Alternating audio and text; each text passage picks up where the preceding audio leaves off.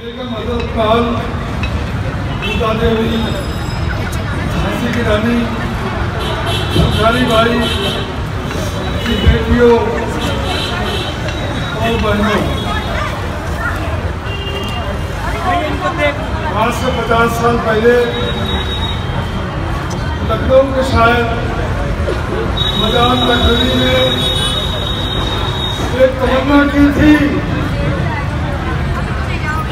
अपनी कौम की बहन बेटियों को देखकर तो कहा था, तेरे कंधे को लहराते हुए आंचल का क्या कहना, तेरे कंधों को लहराते हुए आंचल का क्या कहना, उसी आंचल का तुम परचम बना देती तो अच्छा था। और अगर कहीं मजाक लखनवी की रूह कहीं है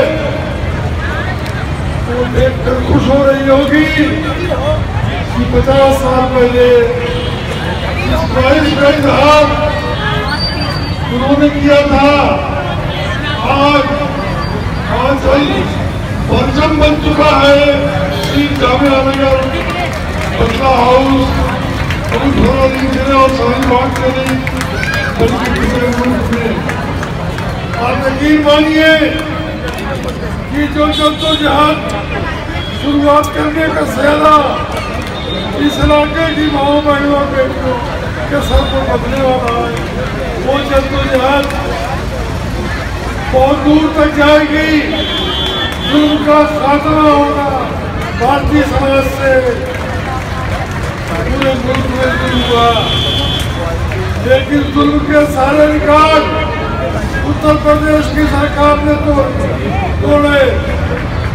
मैं ज्यादा न तो बोलना चाहता हूँ, न ज्यादा बोलना चाहिए। मैं इतना कहूँगा, योगी जी ने मेरे साथ 5 साल पार्लियामेंट में रहे। मुसलमानों में मैं अकेला आदमी था जिसको लोग मजाक में कहते थे कि ये दोनों दोस्त थे। मैं योगी जी तक मेरी बात अगर पहुंच सके और जामिया नगर से निकली हुई बात जब लंदन और अमेरिका तक पहुंच रही है तो लखनऊ तक तो पहुंचेगी। मैं योगी आदित्यनाथ से कहूंगा कि बहुत दूर जाने की जरूरत नहीं, चंगेज खां तैमूर सिकंदर तक जाने की जरूरत नहीं। इसी जमाने में जितने फासिस्ट लीडर पैदा हुए हैं, चाहे वो हिटलर रहा हो जर्मनी का,